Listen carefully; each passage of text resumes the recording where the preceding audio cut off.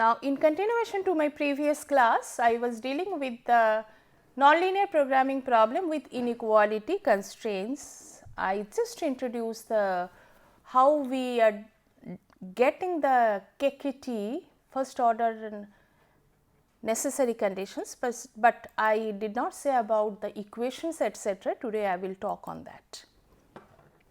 Now, if I just start my class with again with the same general minimization problems, nonlinear programming problem, where there are m number of constraints which are of less than inequality type, and we are introducing the slack variables. Slack variables are non-negative slack variables as SA.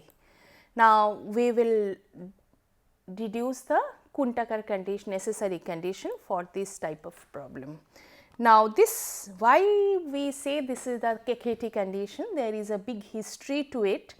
In 1951, Kuhn and Tucker, these are two scientists, they only developed the first order necessary condition, and they declared that these conditions are, when these conditions are sufficient as well for nonlinear programming problem.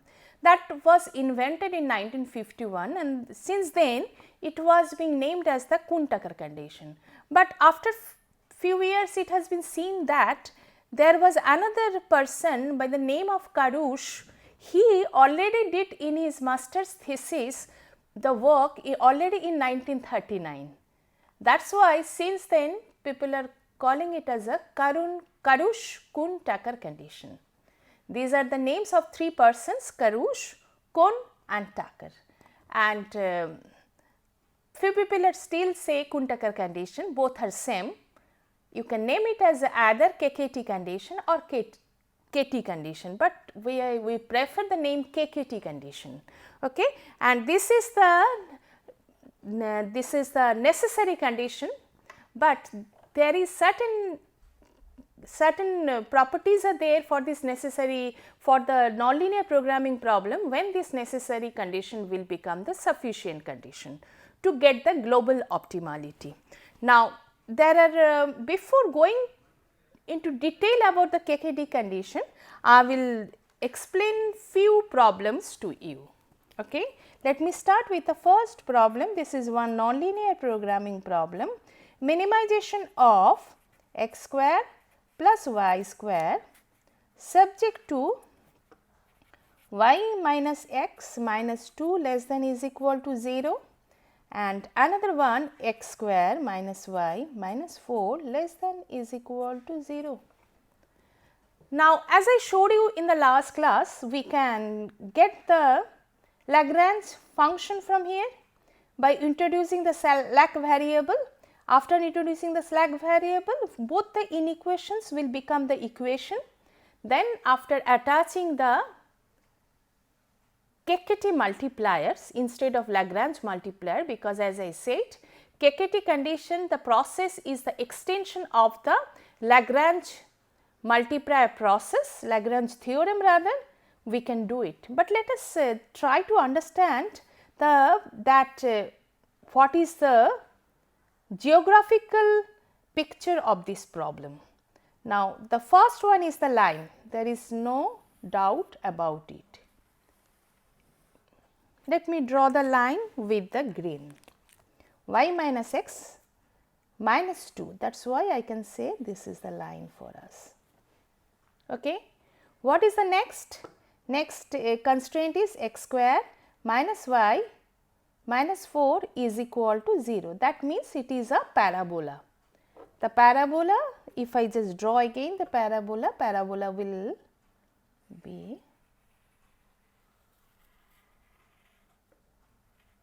like this. This is the line, this is the parabola. Okay. Now, what is the objective function? Both are less than type, that is why we can say that this is my feasible space. Okay. Now, what is the objective function? Objective function is minimization of x square plus y square. Now, within the feasible space, if we just look at the feasible space, you can very easily can find out the optimal solution is only one, that is 0 0. because there only the objective functional value is minimum. That is why your optimal solution will come at this point. Now, this is different from the example I explained to you in the last class, where we have considered the constraint as the ellipse and the objective function as a circle, but in the ellipse we considered the sign as equality type. That is why the feasible space was only the boundary of the ellipse. But here we are considering the space where we are considering the inequality constraints less than is equal to 0 both the cases. That is why we are having the feasible space is this whole feasible space, this one the feasible space together. And here if you just find out the objective functional value, very easily we can say that it is the minimum value of the objective function. But if we ask what is the maximum value of objective function, then we can say something else. But if we consider the problem as a minimization problem, what if we could see that? We could see that both the constraints are inactive constraints. That means both the constraints are not contributing anything to the optimal solution. In other way, we can say that if we just change the constraint, if we just tighten the constraint or if we relax the constraint, it will not affect the optimal solution as well at all. But the question comes, if these constraints are not contributing anything to the optimal solution for this minimization problem, but if we consider the maximization problem, the situation is different, because the circle will go further and further, probably at this space or somewhere we will get the solution. My figure is not symmetric, that is why it is not giving you the exact solution. If you want, you can find out the maximum value for this objective function. In that case, you can say that both the constraints or either of these two constraints are contributing on the optimal solution. But once we are considering the minimization problem, no constraint is contributing, then the question comes, why we will carry both the constraints further and further for our calculation? Can we not drop? Okay, this is a question comes to your mind, because unnecessary, if we do the unnecessary condition this and that, it will take unnecessary longer process. That is a bigger question comes in our mind. Now, let me consider another problem for you.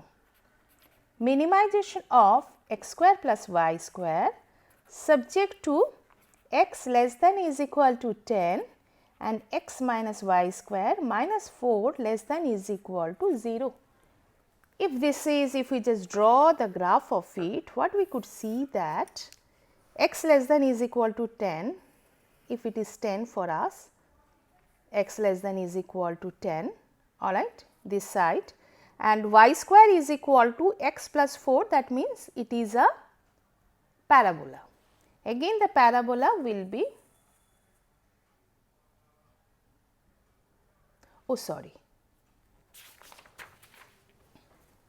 if we just draw it, x is equal to 10, this is 0 0, then the parabola will be this one, all right, because we are having y square is equal to x plus 4 and y equal to 10, and both are of less than type, less than equal to type, then we can say this is my feasible space, all right. Now, we are considering the minimization of x square plus y square. This is my objective function. That is why again the circle center is 0 0, it is going further. Then where will be the optimal solution? Optimal solution will come here. Again you can ask that if the constraint y equal to, this is x equal to, this is x equal to 10.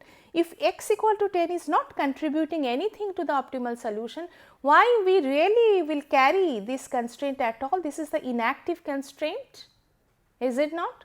Now, the last problem let me consider for you, that is minimization of x square plus y square.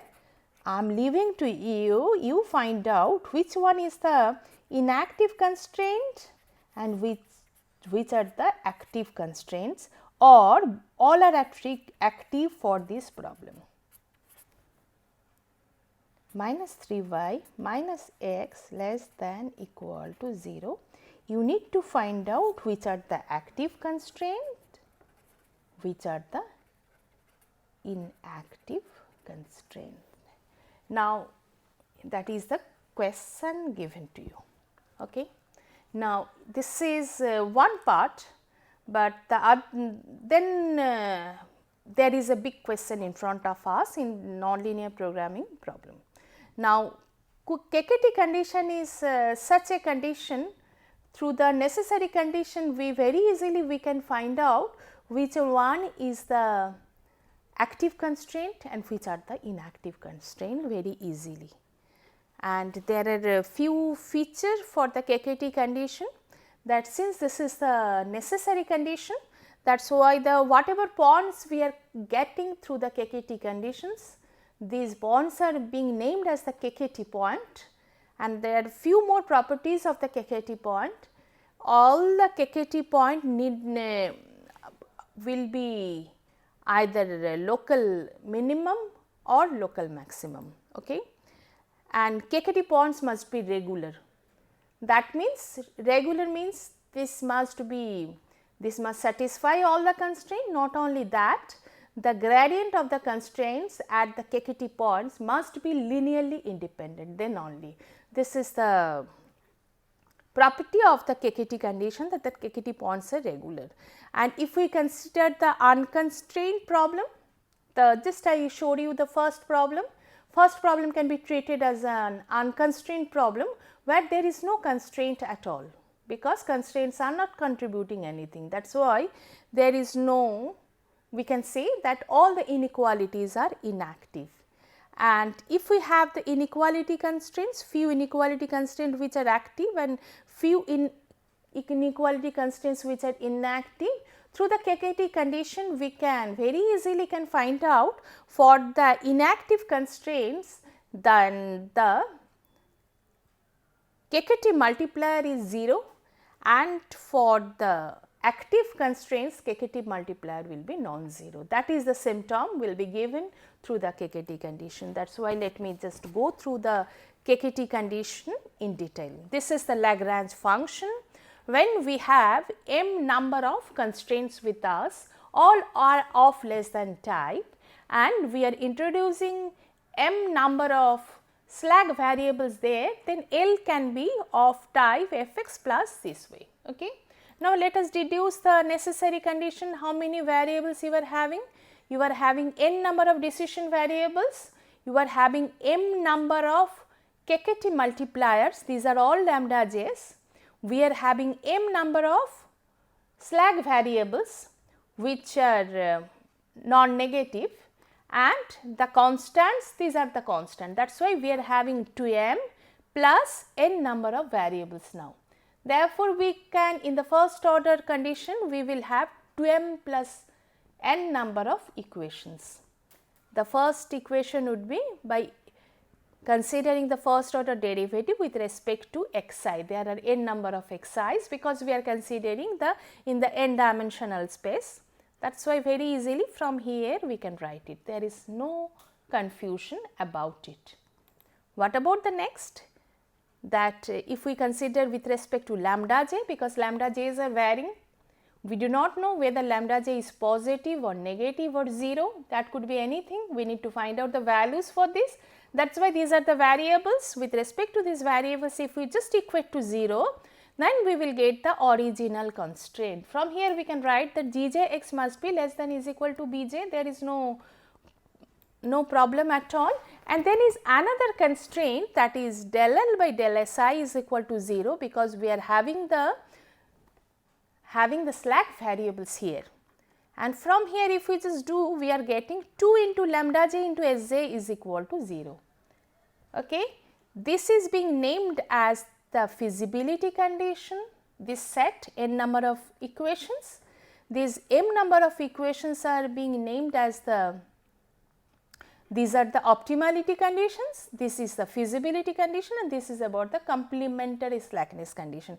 I will tell detail about it, but before to that I want to say few things to you, just to see.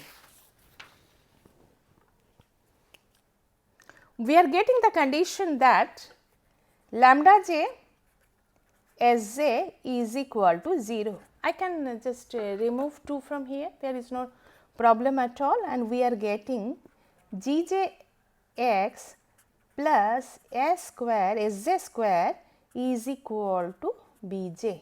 We are getting both the equations together. Alright. What exactly we can say from the first equation?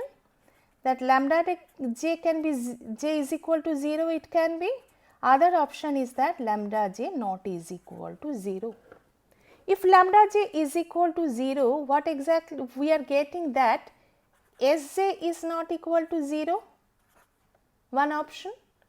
What is the meaning of it? It means that from this equation, if Sj is not equal to 0, then we can get that Gjx is strictly less than Bj.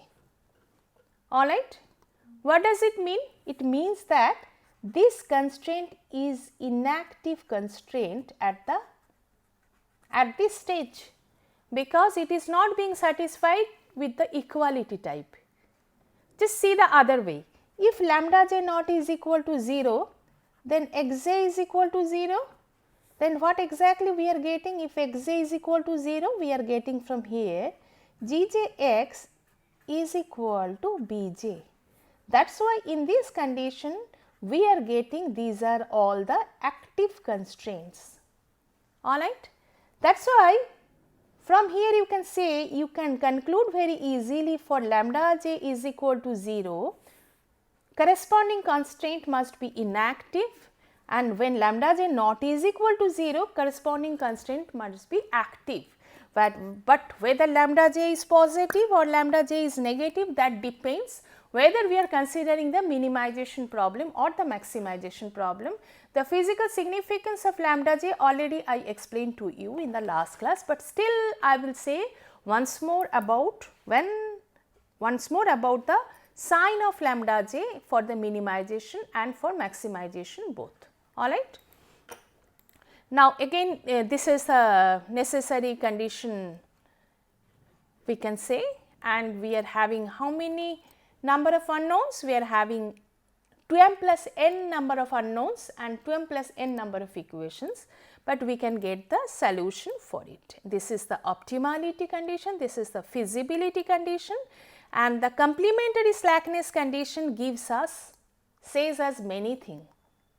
Now there are few properties of lambda j. I will discuss this part later on. This is for that was for the minimization, and at least we can say that lambda j is non-zero value.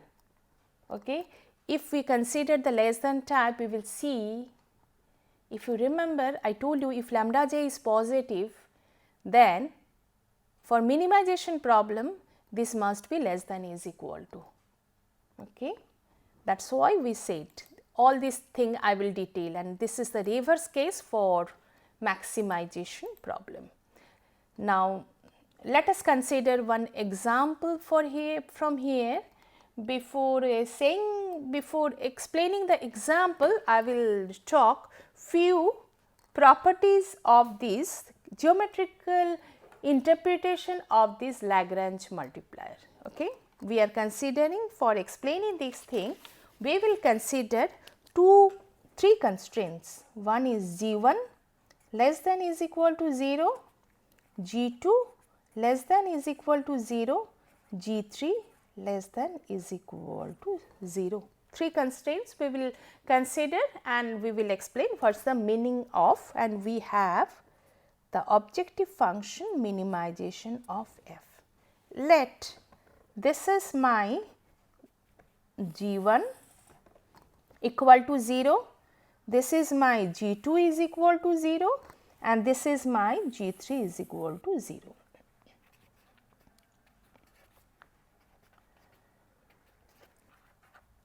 This is my G3 is equal to 0. Now say This is the objective function for us.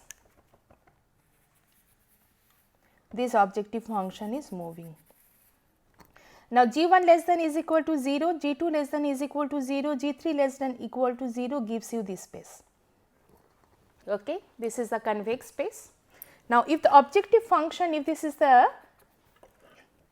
level curves of the objective function, you could understand that here we will get the minimum value of f. What we can see here? See, this is the gradient direction of f, is it not? Because objective functional value is increasing this way. That is why we can say that this is the direction of grad f at this optimal point. This is my optimal point x star. Okay. What else we can say? At this point,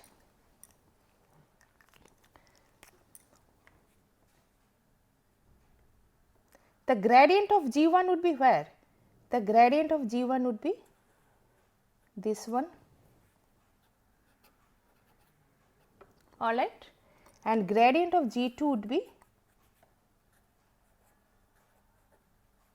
this two, because these are all the, at the optimal point, if we just consider the tangent, then gradient would be the normal to that tangent. That is why grad G1 and grad G2 would be this way. If I just extend it further, this is minus grad G1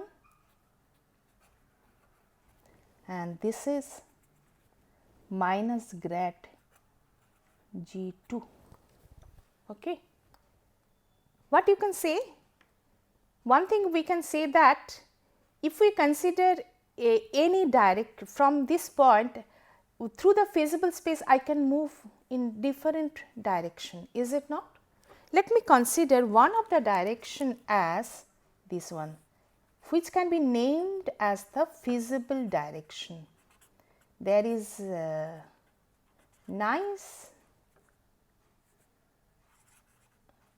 property of this feasible direction I will discuss in later classes, but I can say from here S is the feasible direction, because if I move through this direction, I will be still in the feasible space. I can move further and further. Once I am coming here, this is not the feasible direction. That could be the feasible direction. That could be the feasible direction. This could be the feasible direction. But from here, at least if we say that this is the feasible direction, S is the feasible direction, alright. Now, here up to this graphical, now I am coming to the which part? I am coming to the KKT condition. What is my KKT condition? Grad f plus lambda 1 grad G1 plus lambda 2 grad G2 plus lambda 3 plus grad into grad G3 is equal to 0. This is the optimality condition we got from the first equation. Now, what if this is for the minimization problem, if this is the optimal solution, then lambda 3 must be 0, because this is inactive constraint, G3 is inactive here. That is why this term will go out. What exactly we are getting from here? We are getting grad f is equal to minus lambda 1 grad G1 minus lambda 2 grad G2 into grad G2, there is no problem. But just if I just see here, what exactly you could see that grad f can be represented in terms of combination of two grad G1 and grad G2 and with the minus sign, that is quite acceptable to you. What else you can say? You can say that if S is the feasible direction here, if grad G1 is this side and grad G2 is this side, then we can say S is making acute angle with grad f. Since it is making acute angle with grad f, these are all vectors. If we just take the dot product of it, then we can say grad f, rather ST dot grad f. ST means that is the transpose of S, dot grad f must be greater than 0, because it is making the acute angle. What else we are getting? We are getting from here that ST dot grad G1, and what you can say about it? Grad G2. S is making acute angle with grad F, S is making acute angle with minus grad G1, S is making acute angle with minus grad G2. But on the other hand, S is making obtuse angle with grad G1. Similarly with grad G2, that is why both are coming negative. That is very much reflected from this equation, because if we just pre-multiply with S, this one ST, this is equal to minus lambda 1 ST grad G1 minus lambda 2 ST grad G2. Clear? That is very much reflected here. And what is the necessity for us? The necessity is that lambda 1 and lambda 2 both must be greater than equal to 0, because these conditions are holding because of this only. Alright. That is why from here what we can conclude, that if we consider S as a feasible direction, in the feasible direction S, if it is so, then S into the gradient of the objective function is greater than 0, S into means dot product, inner product I am considering, grad of G1 is less than 0, S inner product with grad of G2 is less than 0. Since we are considering the minimization problem, then can we conclude that lambda 1, lambda 2 greater than equal to 0 from this condition? Think about it. Okay? That is why, as I said before, that for the minimization problem, there was a condition that if G1 is less than is equal to 0, we have considered that the KKT multipliers must be, if I just go back to that page, just to see,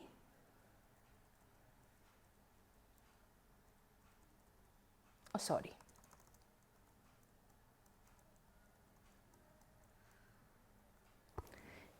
look at this. If we consider the constraints of the type Gj less than is equal to Bj, then we can conclude that all the KKT multipliers must be positive. And if we just extend this geographical interpretation with the constraint Gj greater than equal to Bj, then we can prove that the KKT multipliers are always less than is equal to 0. That is the task I am giving to you. For the set of constraints, try graphically and geometrically try to prove that lambda j always will be negative for the type Gj greater than equal to Bj. Similarly, for the maximization problem, the case is reverse. If we consider, here also we can explain, because if the function is moving further and further, we can find out the optimal solution here, is it not? We can see the optimal solution will come here, because the objective function is moving this way. These are the level curves of the objective functions. Okay. This is the optimal solution. Just try to prove for less than equal to type, always lambda j would be lesser than equal to 0. Equal to 0 we are including because few constraints are the inactive constraints. For the inactive constraints, always the lambda j equal to 0, and for the active constraints only lambda j is non-zero.